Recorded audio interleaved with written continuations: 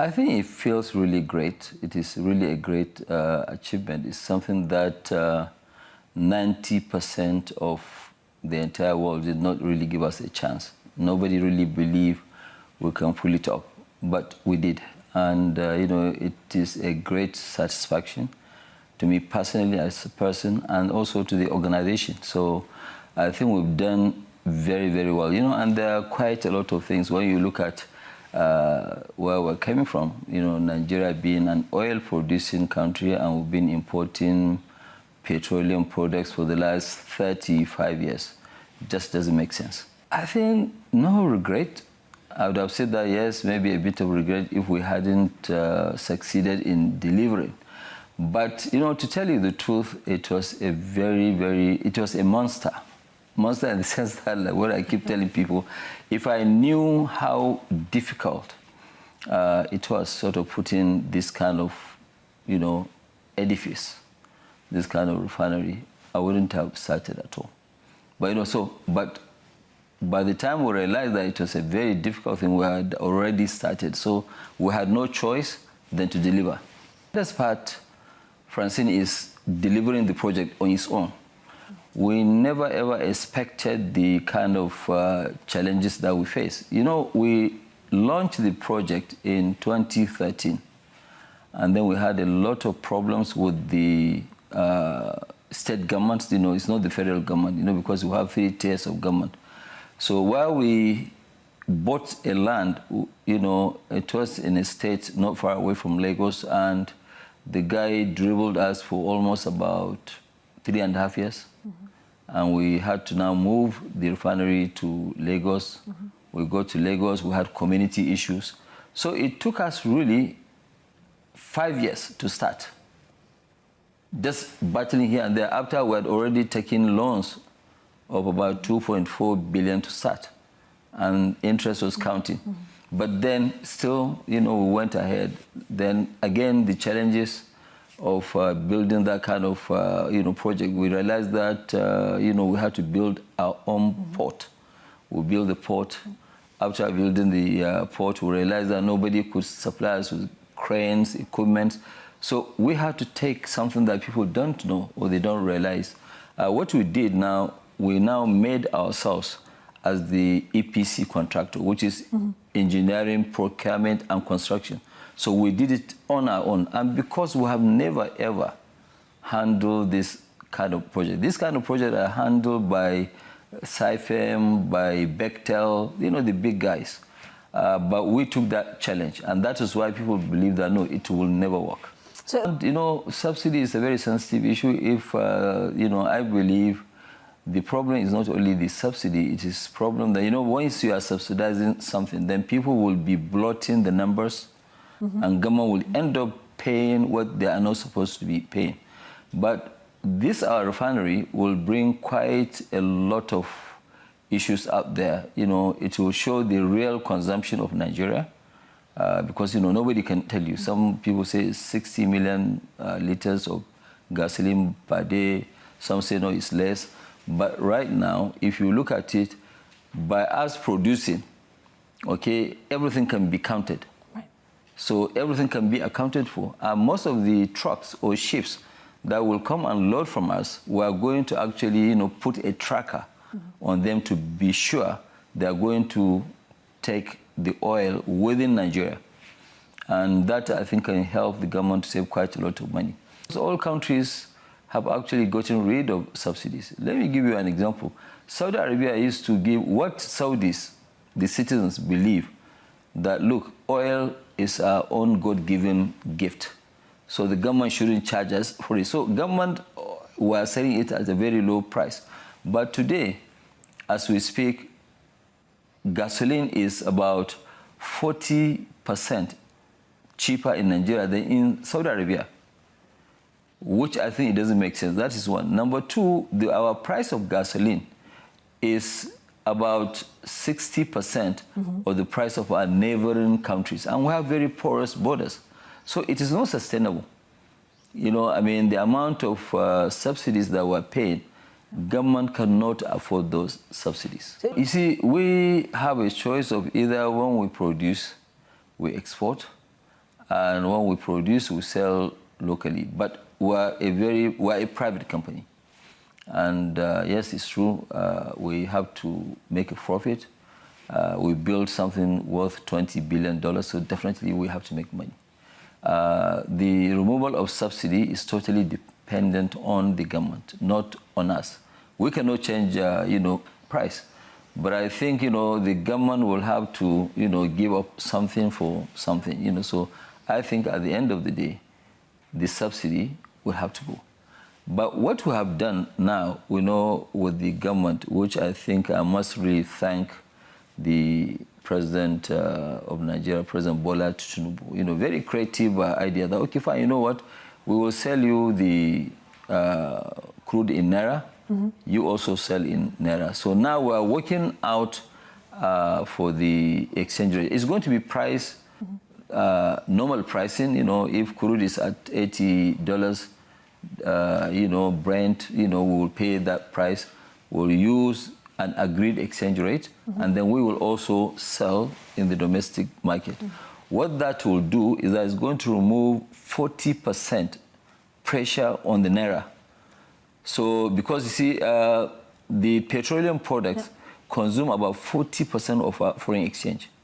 So, and then, it's like you have 40% of demand being taken out. So that can actually stabilize the Naira. That's one. Number two, the government will now know, even if they're going to subsidize, they will know what is the real consumption. Because right now, nobody can tell you what you are consuming. It's all guesswork. So that can help in terms of stabilizing the market. That can also help in terms of removing queues. Because we have a lot of queues, and these queues are not there today. They've been on and off since 1972, for the last 52 years, is to give the government something that they want. It's a win-win. You see, because the issue is that, yes, we are Nigerians, and we have to also do something to show that, yes, we do care. And part of caring is to now agree with the government that, okay, fine, let's go ahead and do this with them, because it will be very awkward for somebody like me or our group to come and say that, no, we want to deal in, dollars. I think it's a win-win, and it will benefit the country quite a lot. The whole thing is actually, okay, fine, what do we leave as a legacy? And I think doing this, by even making sure that, yes, we've taken Nigeria out of an oil, petroleum product import country for the first time in the history of Nigeria, is a great milestone, which I'm very, very proud about. I have quite a good relationship, today, with the government, and where the president actually put the Minister of Finance and also Minister of the Coordination of the Economy, and then the Special Advisor Revenue, very smart guy, Zach. Adedeji, and they are working out something which I think it would be a win-win between us and the NNPC.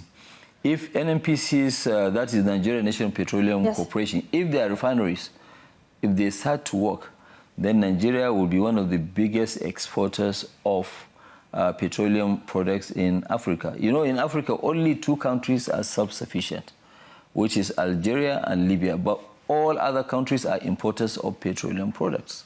So expecting is to have a very robust agreement where, first of all, we have energy security, where there won't be supply. Where they give you crude. They will give us crude.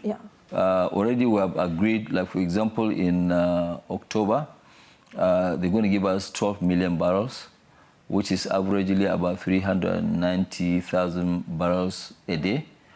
Which will refine, will sell both gasoline, diesel, and aviation fuel. And if there's any excess, we'll export.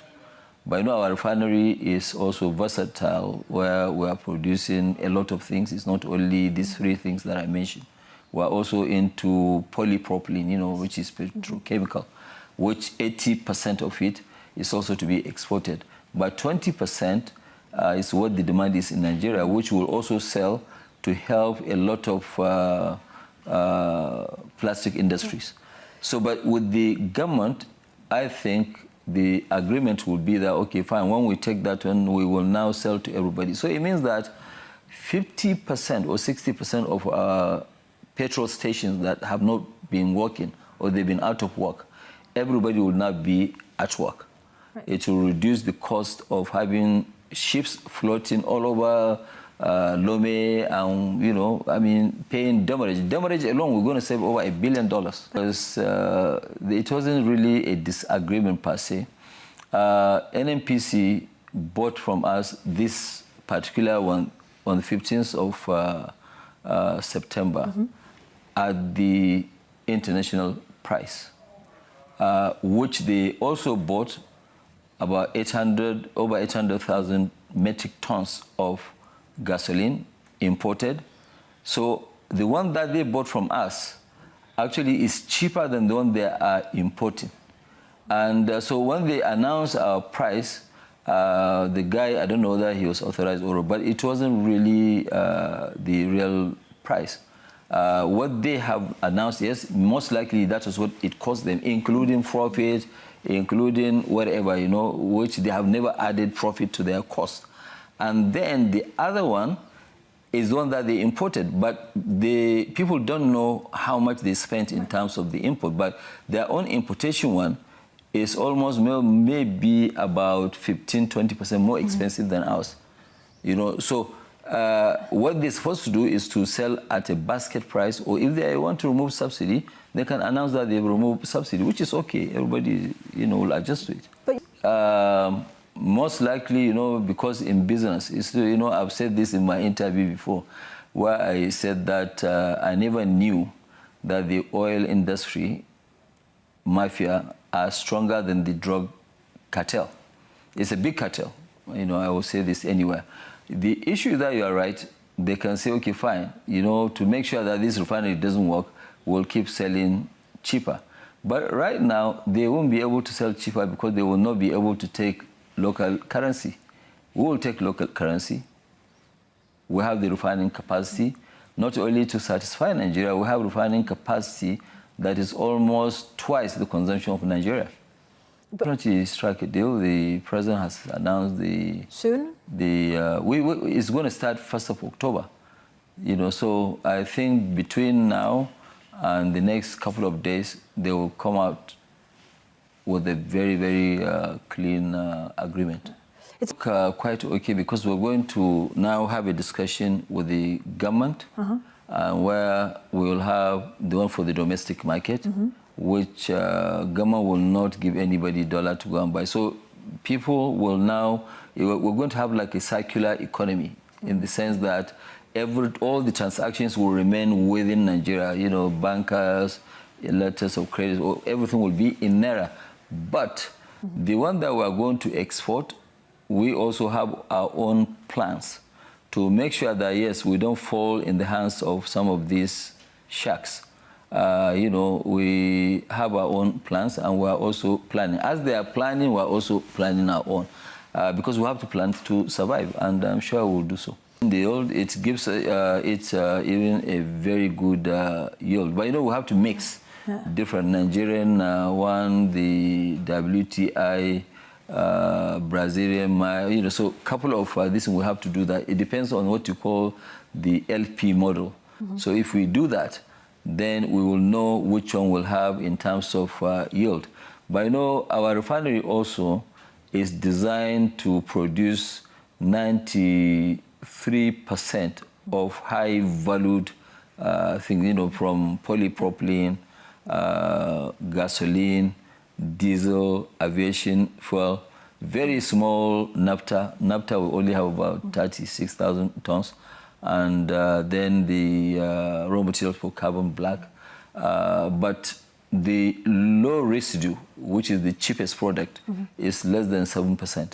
So that makes our refinery, you know, to be a very profitable, refinery. But, you know, this is something that you build for a long time. You know, it's not something that you use. If it's question about making money, you look at it, in the last 7 years, if we as a group had taken this money we invested and invested in stocks of Microsoft, in Tesla, in Google. I mean, our worthiness would have been over $100 and something billion. Upstream, we're in also upstream, not big. We have 2 oil blocks, which we have, and we're starting production this October. Yeah. But we want to look at more of the downstream. Okay. Because in oil you can produce over 6,800 items. So now we're doing polypropylene. Yeah. We're going to double our size in polypropylene. We're going to also do about 500,000 tons of polyethylene. And then, we're also doing, on the other side, a different company, which is also owned by us. We're doing about 3 million tons of urea, so we will also double that. So there is lab benzene, which is raw material for making detergent. And nobody produces that in Africa. So these are the smaller projects which we want to do, and we want to really try and achieve this in the next 2.5 years. I think I don't want to put too much money there. No. I already have one. If any cheap asset comes around, we can pick it. But is it the intention of our group to make sure that we produce our own raw material? We're not going to do that. We will not target to go and produce 300,000-400,000 barrels per day. We don't have that plan as we speak today. What happened, I think we agree with them. We gave them a good deal. Where we said, okay, fine. We structured an agreement. The first agreement was that they're going to pay us $1 billion. The deal was about $2.79 billion.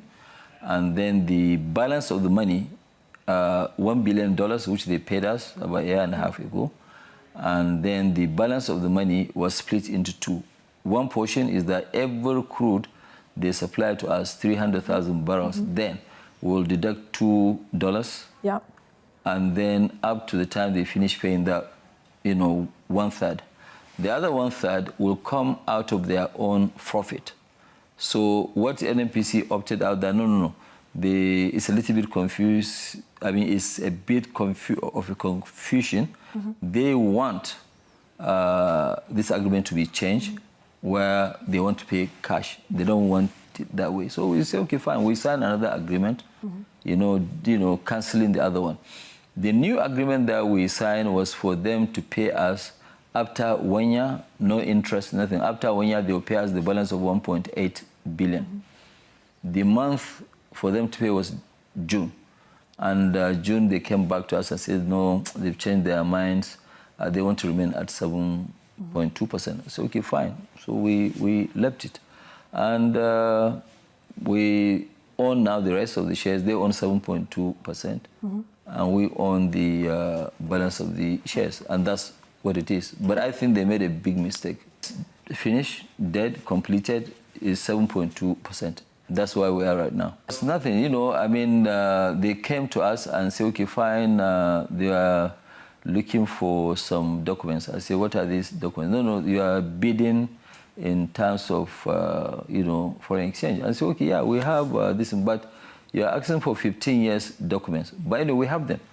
So we sent the people out there to go and take the documents. They said, no, go back. We're going to come to your office.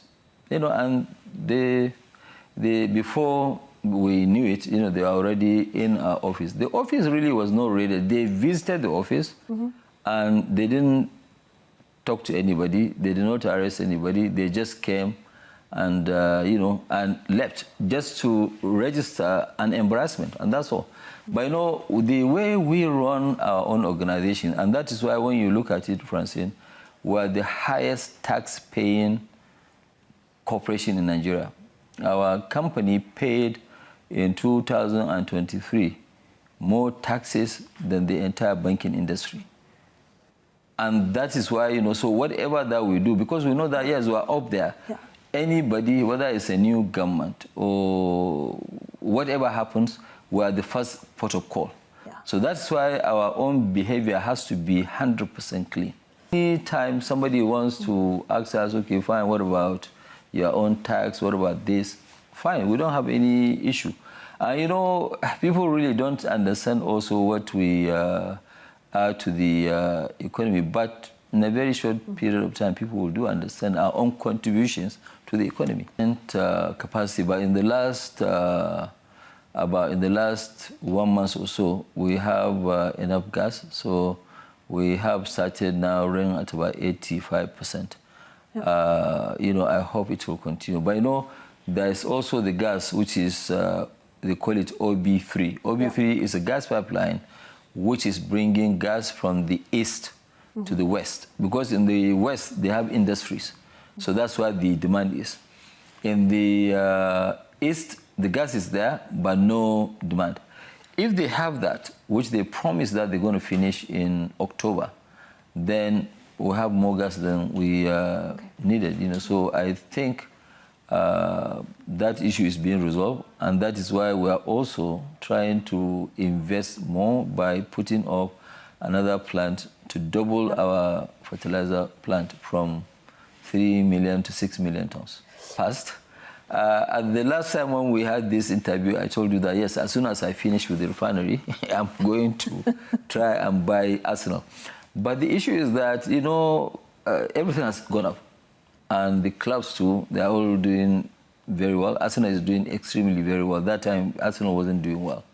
I think, you know, I don't have that kind of excess liquidity to go and buy a club for $4 billion, so to speak, and, you know, use it as a promotional something. And, you know, I'd rather do something with the money. What I will do, I will continue to be the biggest fan of Arsenal.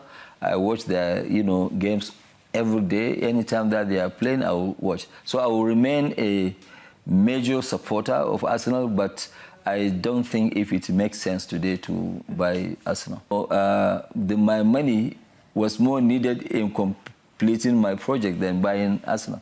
I'm able to finish my project, you know, so it's either finish your project or go and buy Arsenal. And I think the best decision was for us to now go and complete our refinery, of which a lot of people don't believe it was going to work. You remember you interviewed me about this refinery, and our refinery really has been it has been a discussion point all over the world. Yes. Because our capacity is about 1.1% of the entire global refining capacity. Yeah. I won't do this kind of huge refinery project again. You know, you can see, I told somebody, doing this refinery is what actually, gave me my gray hair. Great seeing you, and I hope we'll see you very soon again.